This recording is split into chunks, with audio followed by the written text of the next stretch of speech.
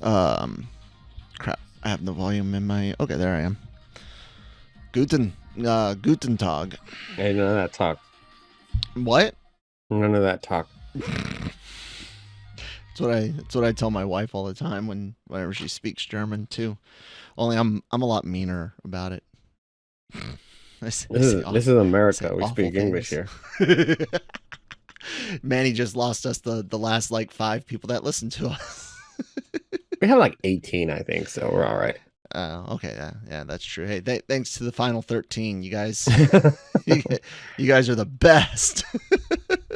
As I'm trying to get my third monitor / drawing tablet in position. There we go. I think I'm in focus. No, I'm definitely not in focus. You know what? I'll fix the focus after the oh, you know what? Crap. Man, I am all out of whack, guy. Sorry about that. Typical. It is not typical. Screw you, Mann'y. Good morning, good afternoon, good evening, whenever you're listening to us, and welcome to the daily cup of genre here on the Genreverse Podcast Network and YouTube channel. Be sure to, as I'm zoomed in because I'm just trying to fix my focus, be sure to subscribe to the channel if you're watching us on YouTube, or follow us on your favorite podcast app like Google or Spotify. And of course, check out our website, lrmonline.com, every day for all entertainment news, needs, opinions, celebrity interviews, and more. I'm Kyle, that's Mann'y, and, well, you know, I know you can't say a lot, but I know you can say a little. Let's get into it. Mann'y, one of the reasons we didn't have an episode yesterday, Mann'y got to go see Wakanda Forever the night prior. And, you know, Mann'y and I have been skeptical over the movie, you know, going in real. I don't want to say, you know, skeptical is the best word I can figure. We were worried about, you know, will it feel exploitive if you cover the Panther, you know, T'Challa's death too much? Will it matter who's in the suit? Can Letitia Wright carry a lead? Will she be a lead, or is it an ensemble? You know, we had all these things, but we're completely open, and we're both on that same wavelength. So your reaction on Twitter, man, really kind of made me feel better about the movie. Why don't you tell everyone what you thought? Well, I mean, we can start off with just kind of talking about a few of those points because, Marvel hasn't been necessarily been hitting home runs as of late. Nope. We know how we feel about She-Hulk. We're not gonna go back into that. We know how we feel about Thor: Love and Thunder. And what we were noticing is that they kind of are developing this comedy problem, I would say, where you're dealing with subjects that don't necessarily need to be that funny. Specifically in Thor: Love and Thunder, that needed to be a little bit darker, based on the material. It needed to fit the same style as Ragnarok at minimum, but they went too far into the goofiness of Ragnarok, forgetting all the character moments and stuff. Yeah. So what would Wakanda Forever be? Would it be just like it's a giant tribute to Chadwick Boseman, which by all means, you know, it deserved its moment, its moments, and and then what happens to that lead, because those are huge shoes to fill in any film, because he was such a talented actor, and then without having that presence, what does that do to the story? What kind of care would you take with a new civilization? You have underwater problems now, and so on and so on. Man, this is one of the best movies that they've put together, period. Wow. From top to bottom, it was I was very impressed, and I shouldn't have ever doubted not Marvel but Ryan Coogler, because he's a fantastic filmmaker. I loved a lot of things he's worked on, ever since I mean, just way back in 2003 when he directed Fruitvale Station, which is I think the first time he worked with Michael B. Jordan, which is a story of a young black man growing up in Oakland, which was a true story. If you haven't seen that film, you need to check that out. It's very, very well done. And then also he's the one who kind of brought back with Sylvester Stallone the Creed series that now is going to be going to its third film. And of with course, Mr. Michael B. Jordan in the director's chair for that one. And of course, Black Panther, where it really changed the narrative as far as who can be a lead, what can be a lead, and it was such an explosion of representation, which we were jealous of at one point. Me particularly being Hispanic, because then we wanted that moment in the light. And let me tell you, it's the funny thing is we had to wait till the next Black Panther movie to get that representation. Yeah. Because Tenoch Huerta is fantastic as Namor, the Submariner, and yeah, it was so well done. They made sure that because Atlantis had already been done by DC, really established as a world. I think it was a great idea for them to kind of change it around a little bit, and now we have Teotihuacan, which is what they call their underwater world, and very much separate from the way it looks and the way it feels and the way it's shown as this ancient Mayan, Aztec civilization that has been quietly growing underwater for many decades. Is it there off the coast of the Yucatan, like we thought?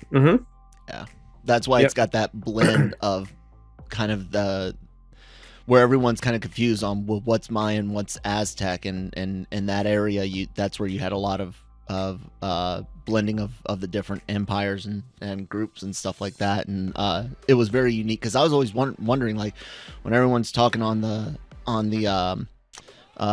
side with generally water's not seen as a big thing in most of what Americans think of when they think of Mexico and Mexicans, but there is that whole part right there with the Yucatan where water life was life. So that's cool, man. I'm glad to see that. And so the other thing is, this isn't a spoiler. Everybody knows this, but obviously the film was going to focus a lot on Letitia Wright because she was going to take the suit. She's going to become the Black Panther.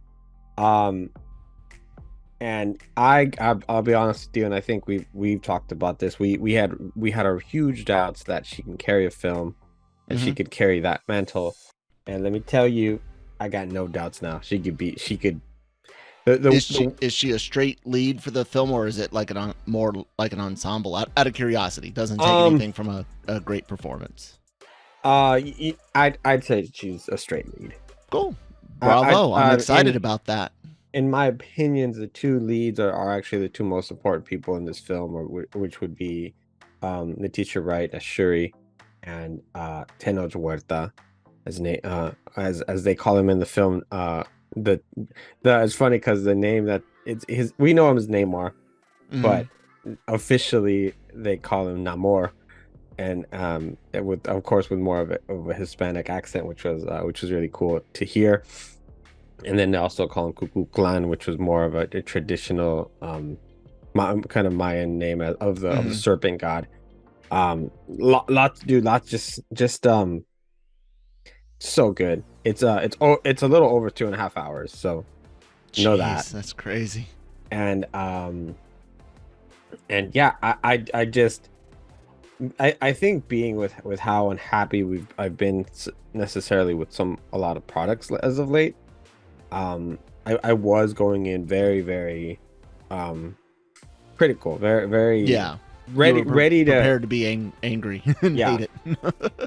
and especially with what we've seen as of late, and kind of not feeling like some of these characters have had enough time to really deserve to be in the forefront. And no, I wouldn't say I was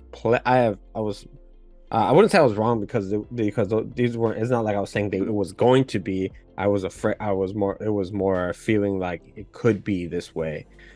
But hey, I am happy to say that all my fears, all my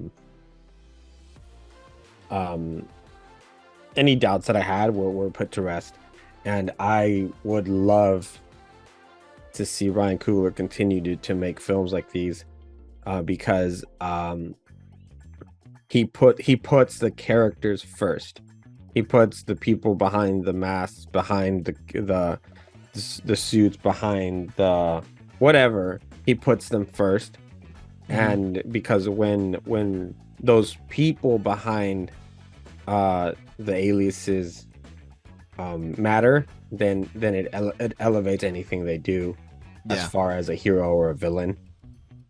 And it's you can convince me that certain people deserve certain things or certain people don't deserve certain things, and you show me why everything you've done in the past matters.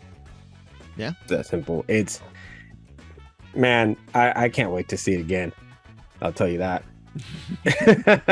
I'm excited, man. I really am. I think sometimes people will hear us being down on something and assume that we're the types that want something to fail. Like we relish in a movie or project's failure to make money or be well received, and that's not the case. Like, no, we're much not. older than that. Was I like that in the past? Yeah, I used to laugh at DC's failures, and then it's like, well, wait, there's more people behind the movie than just there's all sorts of people looking to get their hands on a bigger and better project, and also the fans. I know what it's like to get crappy comic book stuff as a Marvel fan, and DC was starting to get really crap stuff there with a few Batman movies, and I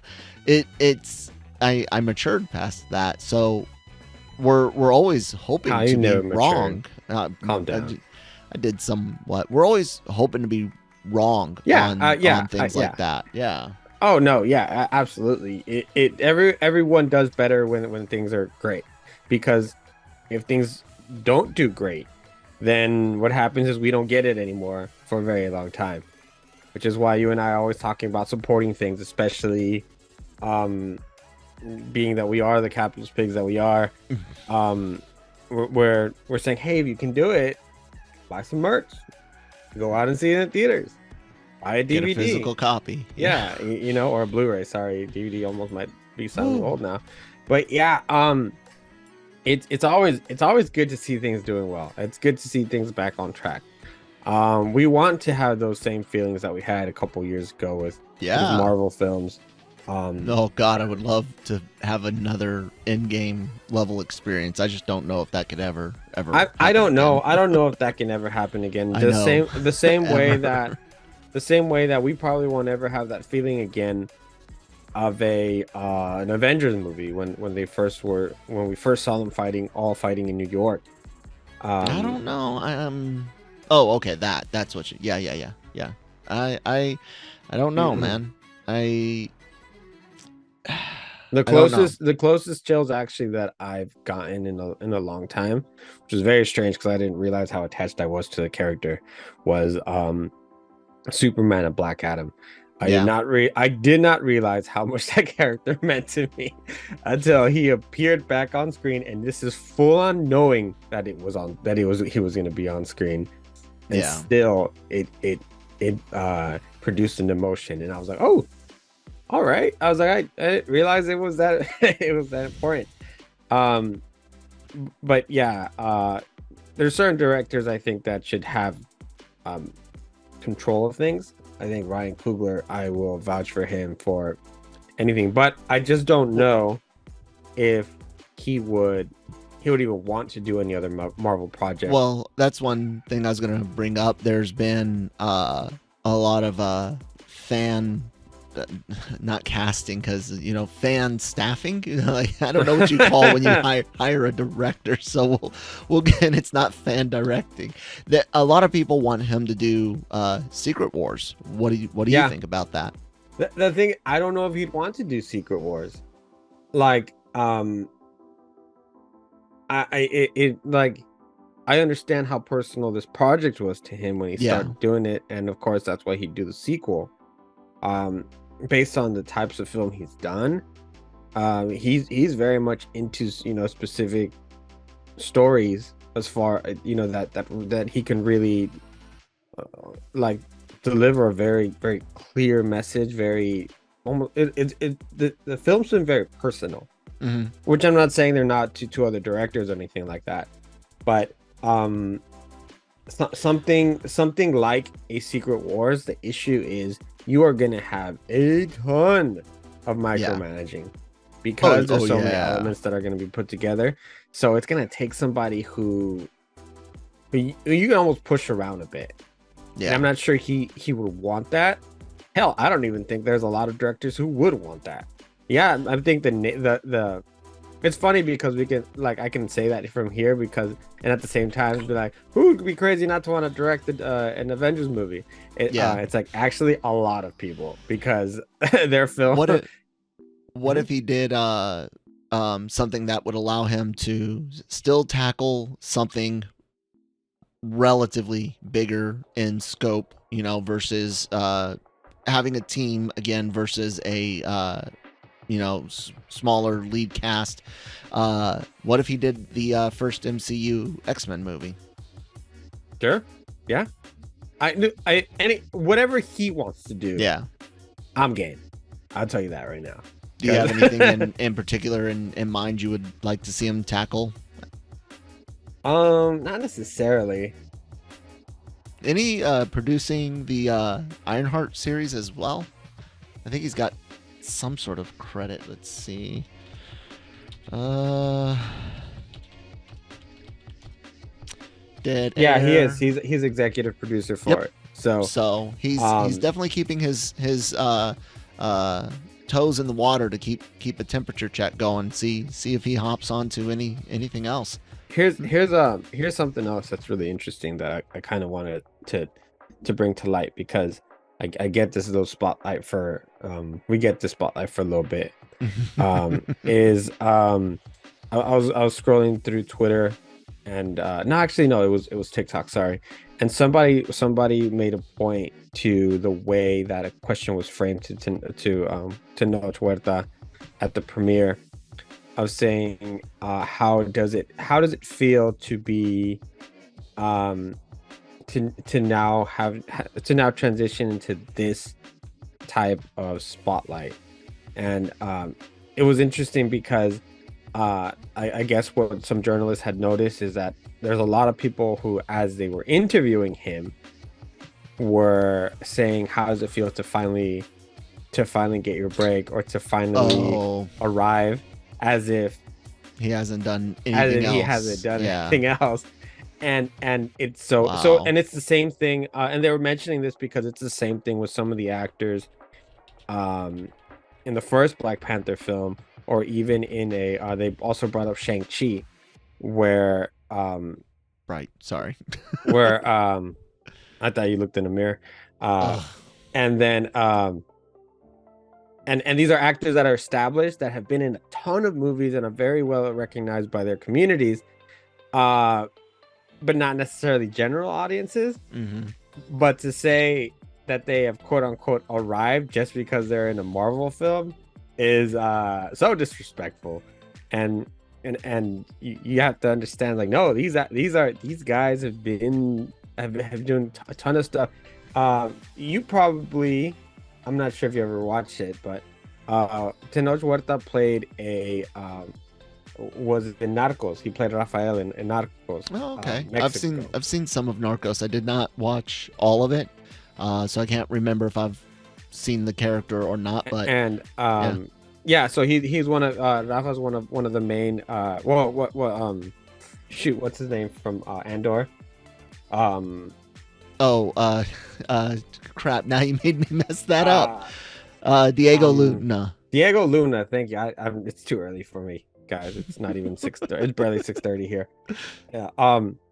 Yeah, so what's interesting is um I've talked to several actors, Mexican actors specifically, when they're doing movies about drug trafficking and cartels and things like that. And I remember the question always is like, hey, what you don't feel bad having to play this type character, the stereotypical character?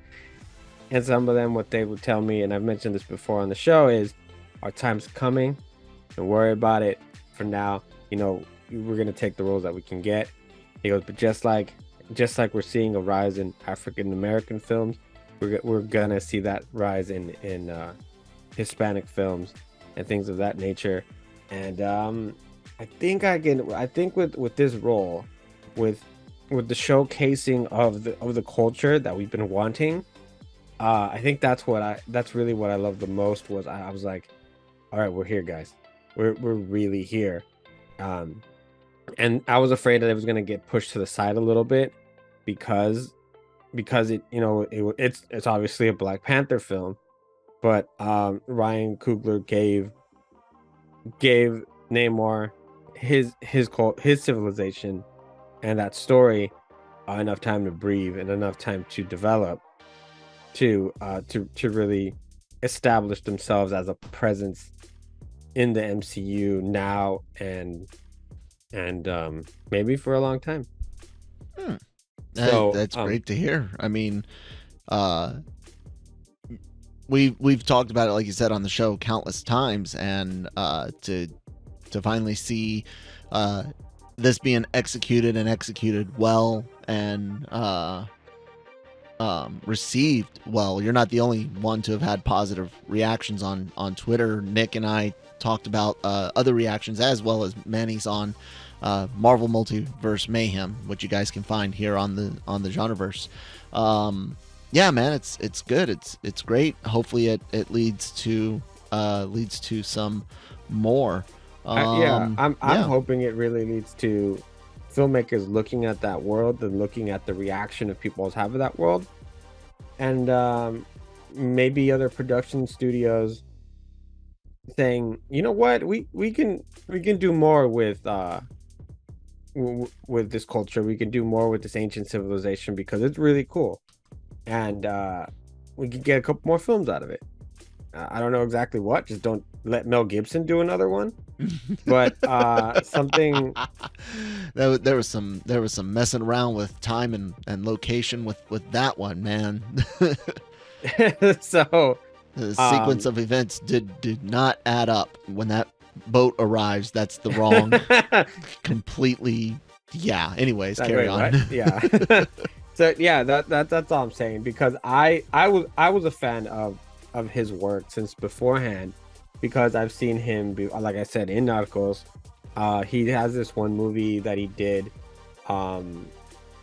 He's also in the Forever Purge. Mm-hmm. He's one of the help from the family. He did a horror film a year or so ago. That was pretty good. And then he's also just been in Spanish television. So Madres, that's the one that from Amazon Prime. It's a horror film that he's in. He's been around, and I've seen him in many things, but it's I get excited when I see Mexican actors specifically, just Latinos in general, get that spotlight. I mean, Eugenio Derbez is doing it now, doing it real big, especially in Apple. He has a second season of Acapulco coming. He's a huge comedian in Mexico and decided to take a risk, and has been working in the United States. He struggled for a bit because there's interviews where he's meeting with executives in Hollywood. The only people that recognized him were the help, and now he's such a bigger name. I teared up a bit the last Academy Awards when Coda won Best Picture, and I saw him up there with the group, because I'm like, here we are. These are our people, and we're doing it, man. On the specific, question or point to them about arriving and the idea of well, you just don't know what I've been doing in my own region or country, however however you want to phrase it, depending on where you're from. It's an interesting thing because long ago, and by long ago I'm talking a few decades, heading back into the mid 20th century, Hollywood was the goal for anyone and everyone that imagined acting. Anytime you were a foreign-born actor, actress trying to make it in the movie industry, it was you made it when you made it in America. Music industry very very similar. It's not until you get past the world wars, and then especially after streaming took off even more so, that you start seeing how big and how popular regional or country specific film industries have become. The horror industry in Asia, including Thailand, Japan, and South Korea, has just been wow. You know what I'm saying? And then Bollywood has been a household name for a lot longer than many might realize. And the fact is that progress has been made in so many countries, and I know a lot of countries still have hardships, even some with thriving film industries, but the quality of life in general has gotten so much better that countries that didn't have a film industry can now afford that luxury of entertainment. They can afford it in money and time. Also, now just have a platforms, period. Yeah. Right, and so you're not seeing everyone necessarily where the goal is Hollywood. There you got a lot of people that are like, that's fine, but I want to do Korean film, I want to do Mexican film, I want to do Colombian film, I want to make Columbia wood. I don't know. You know what I'm saying? Like you've got that type of mentality across the world. And one of the greatest things about digital media, and this is not me subscribing to the idea that subscription services are soluble, that they're solid, but the digital media era does allow everyone else to consume each other's content more easily, leading to opportunities for people that, while they're all about focusing on their country, their region, when that knock comes, when that email hits for a bigger project, I mean, just the amount of the talent pool is bigger. That's what I'm trying to get at. And it's very cool to see someone like him, who's been focused on their industry. And yeah, man, I'm down with it. I'm here for the show. Yeah, it's great because if you think about it, without these growing platforms now, and I know you don't love streaming as much, but I appreciate it for what it is, especially in Netflix. I think just because they're the first ones who did it, so I'm always there. They can heavy Latin American content and heavy Korean content on there for sure. Like you, if you don't think you like Korean content, don't tell me you didn't like Squid Games. Because that would have not been possible a couple years back, or something like Money Heist, which was aired in Spain, and it was never meant to be as big as it became, because it wasn't necessarily the biggest hit there. Yeah, but they put it on a platform, and they ended up having to do so much more with it, which, to be fair, kind of made it wonky at the end. Because they were like, what do we want us to do now? Like, why do we need another season of this? But and then there's a lot of horror films that absolutely are, man. South Korea, some of the and South Asia has some of the craziest horror films I've ever watched, and it's really cool. But just because you're now featured in a American box office blockbuster, not box office blockbuster, doesn't mean that you made it. It just means you made it's a different. You made it to another area. So yeah, another area. That's really it. I mean, hell, like area. Jackie Chan was doing it in China way before he was doing it here in the United States. Yeah, Bruce Lee, that's one of the old. That's Jet probably. Li. I would even wager that outside of the French films, making a joke there. The idea of the the Hong Kong movies, as some would call them, the Hong Kong era of film.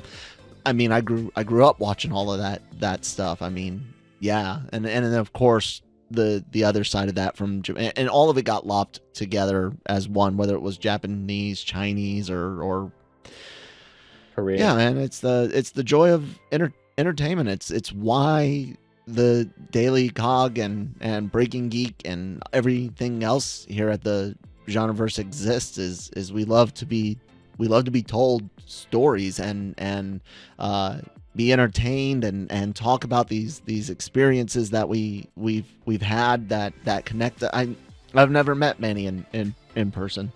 I've never met any of the Genreverse staff in person. I've met Gig and Nancy, the interviewers, on my only trip to, with the company, my only trip to LA.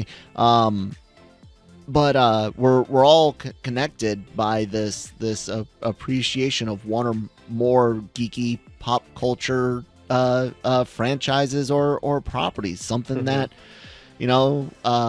got to us as kids or teens, as young adults, experiences. And it's all make believe relative. I know there's non-fiction works that we enjoy as well, but it's make believe, and it's very cool in my mind how that has brought so many together. Gaming and movie theaters especially, and I think that's one of the biggest casualties in the age of digital media, is that group watch mentality of theaters is dying, and it's sad. Yeah, man. All right, so we could talk about this forever. Oh yeah. But one topic I did want to address today is that William Jackson Harper has been cast in Ant-Man and the Wasp: Quantumania, but his role is going to be kept, I guess, very much hush under wraps, and it's leading to, of course, the speculation that he is playing Reed Richards. What do you think? Which actor? William Jackson Harper. He's from The Good Place. He's also in Midsommar. Oh, okay. I don't know. I don't know what they're gonna do with the Fantastic Four. As far as the actor, I love The Good Place. That's the only thing I've seen them in. Hilarious there. A completely different role than you would see Reed, but that's what actors do. They play different roles. Mm-hmm. I don't know. I'm more interested in what the movie entails right now than I am who's playing it. Okay. I don't know what to. My dream is of course to have a Fantastic Four family that left decades ago and has been lost in space basically, and we're, for them, only say maybe 6 years goes by, but here on Earth 60, 70, 80 whatever years go by, right? I'd say 60 years. I want to explore that. At some point, Doom gets kicked out of the time thing, the time-space bull crap, and ends up back on Earth, so we can get a more established Doom than when they appear. And that's all to give us some real Fantastic Four stuff without having to be concerned with the greater MCU for their particular movie. So that's where I'm at. I don't know. I mean, of course, it's going to bring up the conversations of race swapping and stuff like that again.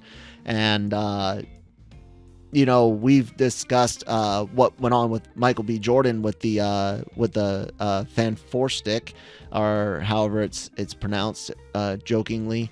And I know a lot of people were just like, why not have made both? The blended family aspect through in another, like it had all sorts of people talking all sorts of crap with it, and it was just an awful movie. It didn't matter who was cast in what role. It was just a trash movie. I don't know, man. What do you think about it? I can see him as Reed Richards immediately. I think kind of taking that almost like Good Place personality, but not like shifting it to a serious tone. Because he's always he was such a smart guy. Yeah, he was just a goofy nerd. Yeah. And that's not really Reed. That's what I meant. Like, that's the only role I know him from. So, but I don't know. I like it. I'd like it if that was Reed Richards. I'd be fine with it.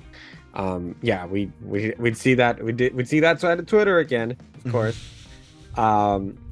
But just well, I guess we'll see what's up. But I think it's a great choice, if in fact that's what it is. But more than likely he's playing Mephisto. So he's one of Mephisto's other forms, considering the you know rumor about what's his name. If you listen to us often, which you should, and if you do, you're probably a psycho too, just like us. Yes. You know how much we joke. Like that's the end of ends, is Mephisto is everything in the MCU. Everything. I still can't believe that it might finally happen and show up. Like, I just don't think it's going to be. I don't think, especially with who they cast, I don't think it's going to be a big player. Like, I don't think they're going to connect it to everything that he should have been connected to. I will. The only thing I will say though is overall, I'm still not necessarily seeing a big picture as far as. Nope. And I can still say that now. Unfortunately, if the stuff I've read about Ant-Man and the Wasp is as true as the trailer makes it seem, then I still don't think we feel a real change. Looking at the projects that are still coming up, the projects between now are between Ant-Man and the Wasp and Kang Dynasty. I feel like this is a very, very multiverse saga, and I don't think Quantumania will do. I don't think it's going to do as much as I hope to solidify the multiverse feel. Just saying multiverse does not make a freaking multiverse. Yeah, just look at Multiverse of Madness. It took us to a couple places, but it really didn't deal with change anything. Yeah, I mean, nothing necessarily feels different. And hey, you know what? If you want to do individual storytelling, fine. The problem is that you're not selling it that way. Yeah, you're not selling it that way. That's what I told Nick on Marvel Multiverse Mayhem, man. I was just like, Kevin kept saying, WandaVision changes everything. It didn't. Loki changes everything. We thought it would, especially with No Way Home and Multiverse of Madness coming up, but it really didn't, because No Way Home had nothing to do with jack crap coming out of that.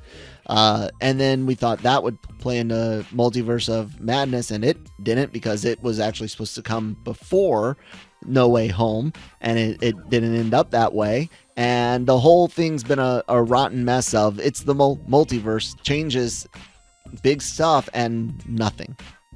Yep. Anyways. Yeah. No Friday Frights. I mean, we gotta wrap up, but I do have a Friday Frights t-shirt. Check this out. Oh, wow. From Halloween 3's cover art. Uh-huh. But it's my one of my favorite bands, or my absolute favorite band, Newfound Glory, and I like it. I'm very happy with it. Nice. And that's why I wore it. All right, ladies and gentlemen, boys and girls. What is it that what's his name? The ring announcer says. Let's get ready to rumble. All that good stuff. Oh, wow. If you, geez. yeah, man, my brain. Come on now, it's damaged, on the verge of being dead. All right, ladies and gentlemen, if you like what you heard here on the Daily Cup of Genre, we've got a whole lot more for you on the Genreverse Podcast Network and YouTube channel. Marvel Multiverse Mayhem, doing news and rumors and stuff like that, talking about whatever's going on in Marvel until all of us plebs can see Wakanda Forever, in which Nick and I will then review it for you guys, and or being reviewed on the Cantina. We have Spy Family and Chainsaw Man being reviewed on AVR. And of course, Breaking Geek does like what we do here, but only on Fridays and for a much longer duration. We also have on the YouTube channel AVR Squared anime reactions and Genre Shot trailer reactions. So give us a subscribe, thumbs up, or down. Let us know what we're doing wrong, if our opinions suck or something like that. All of the reviews and podcasts go up on your favorite podcast apps like Apple and Spotify, Stitcher, and lrmonline.com every day for everything else, written articles and reviews, celebrity interviews that go up on the LRM YouTube channel. A lot of really great content. Mann'y, where can people find you at online? At Mann'y Gomez Media on Twitter and at riddlemethis_510 on Instagram. And you guys can find me at that Kyle Malone on Twitter and here on the Genreverse every freaking day. It's hell. Someone help me.